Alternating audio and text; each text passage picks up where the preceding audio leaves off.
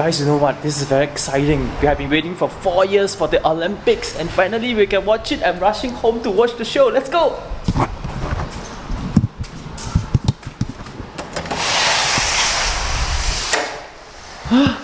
Yeah, I want to watch Olympics. No, I want to watch my test though. But I've been waiting for 4 years. No, it's okay. You can watch it next time. Hey, I got the Wzatco micro projector. Let's head out in the guest room and watch it there instead.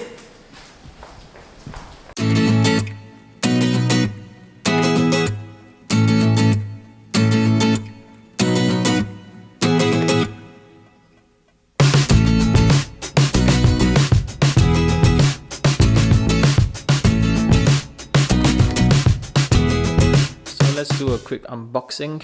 Take note, this is not the original casing. I pretty much took out the front part of the original box and pasted it on this case. I love this kind of case a lot. I'll leave the purchase link in the description box below in case you wanted to acquire this case as well. First off, let me take out all those that do not come with the package. For example, the speakers. This thumb drive doesn't come with it as well. The mini tripod is something that I bought in, as well as the mini joysticks. So I'll leave all the purchase link for all these little accessories that I bought for this projector, and I think they are an absolute necessity. So what comes with the package is, of course, a power adapter. This charges at 12 volt at 2 ampere. Remote control. We have a HDMI cable as well as a manual, pretty much quite a very basic manual. Next, we will take a look at the projector itself. So let's take a look at its physical appearance. It's rather compact. If you compare it to a standard can of drink, it's about the same size. So it's rather small, and it's very convenient to bring this overseas or even bring it for a staycation. At the front, we have a projector lens. This is rated for 854x480p, a standard DVD resolution. On the other side, we have a headphone in, on-off switch. At the back, we have a standard USB Type A port for you to read movies off your thumb drive. We have an infrared sensor for remote control. Power in, which is rated for 12 volt 2 ampere with a standard HDMI port for you to receive signal from your laptop or your gaming devices. We have a speaker, exhaust, focus ring on the other side.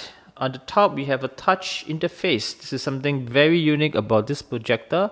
You can control the inbuilt Android 9 system with this touch. There's volume control, standard buttons for options, home, as well as return. The system comes with a 7000 milliampere battery, which will last you about 90 minutes view time of movies. It also comes with 2 gig of RAM as well as 16 gig of storage room for you to store about 5 Full HD MP4 movies. At the bottom, we have a standard tripod mount for you to mount it on a tripod. This system also comes with a Bluetooth inbuilt version 4.2, which means you can pair it up with Bluetooth speakers.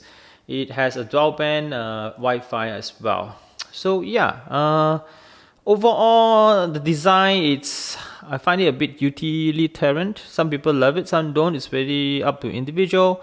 I will prefer something that's more stylish, like the one you saw by Anchor. There's another series called Nebula, but this is really very subjective. So now let's take a look at its image quality. I placed a chair on the left, if you notice. This is so that you have a reference how big the screen is. Right now it's about 60 inch. We are at about 2 meters away from the wall, a white wall. And it's about 4 p.m. right now with the curtain not drawn. So this, you can have a gauge how bright the screen is.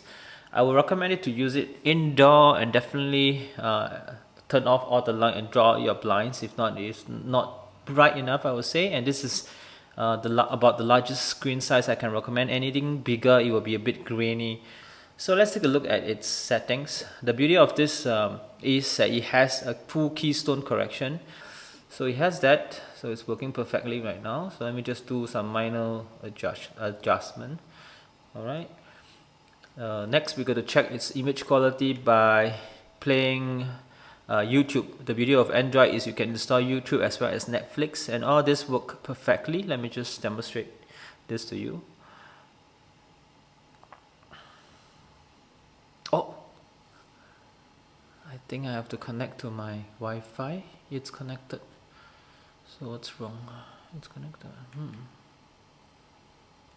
Try again. Search. Try Netflix. Alright, looks like Netflix is working. I'm not sure what happened to YouTube, but before I play any movie, let me draw out the blinds so you can see how it performs when the blinds drawn. I'm now using the inbuilt touch interface. Let me play this way. Alright.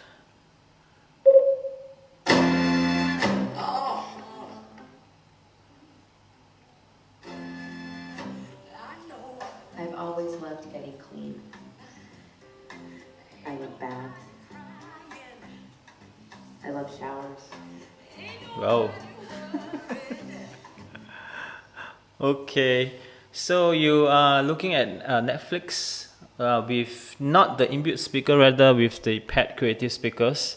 So what I'm going to do next, I'm going to unpair the speakers and let you hear the audio quality from the projector itself. Okay, next I'm going to increase the volume to It's my happy place. almost max now.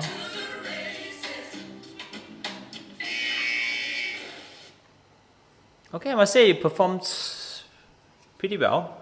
So let me just go back to YouTube again and see what's going on. Okay, I'm going to pause the video and I'm going to come back shortly. I'm not sure what happened.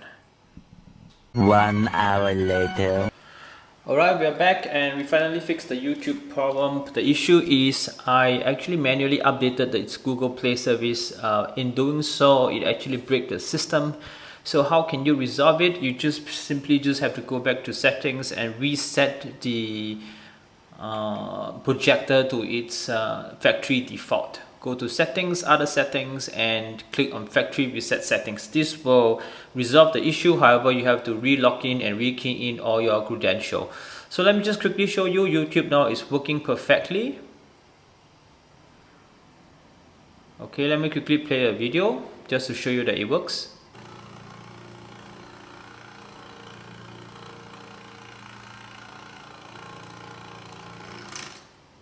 Alright.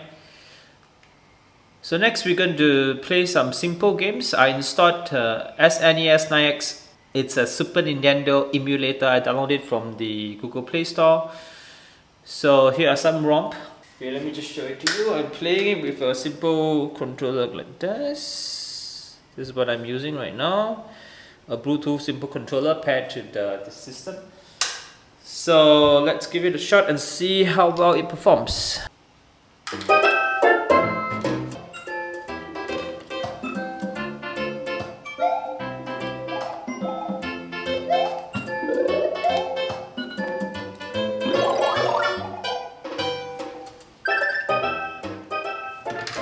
Alright, let's try other games. Let's try Super Bomberman.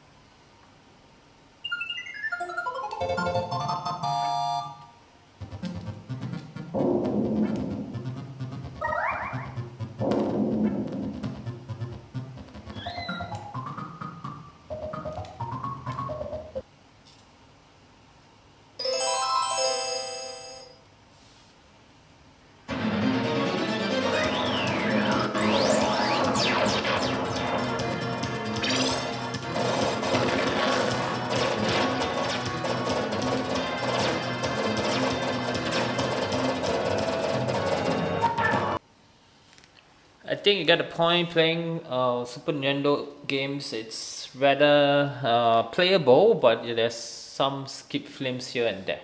So next we're going to try on mirroring and see if it works. Let's do AirPlay. Okay, it says search for the above device for our AirPlay compatible device. So in front of me is an iPhone. So let's try AirPlay. Okay, let me give it a shot and see if it works. Alright, it's working.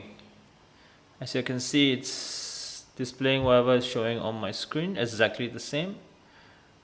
And I'm surprised, it's working pretty effective, I must say.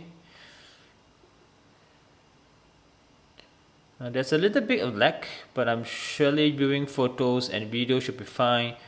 But I don't think playing games it's workable. But I'm impressed, it works right out of the box. Alright, it's conclusion time. Let me begin by telling you the pro. First of all, I really like the touchscreen. This is really convenient. With this, it means that you don't have to use an air mouse, so this is very good. I also like that it comes with an Android system baked right in. This means that you can install any Android application such as Netflix and YouTube, so that's very helpful. Also, the mirroring function just worked flawlessly.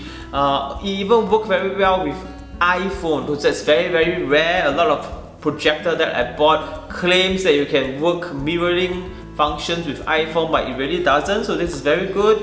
And I also like the fact that this projector can run simple Super Nintendo game via emulation, so that's quite fun.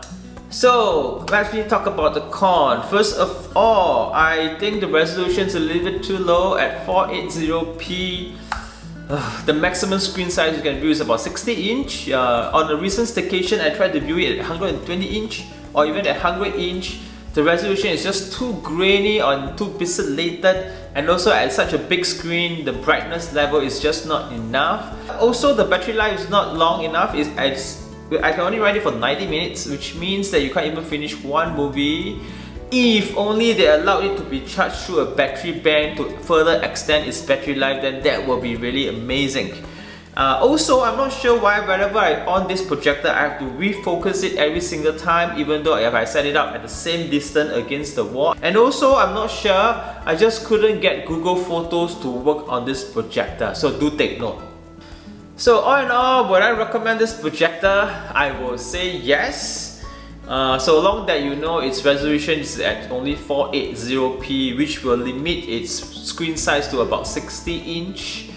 After all, this is selling at a very affordable price of just $250 US, and it comes with this much function and this build quality.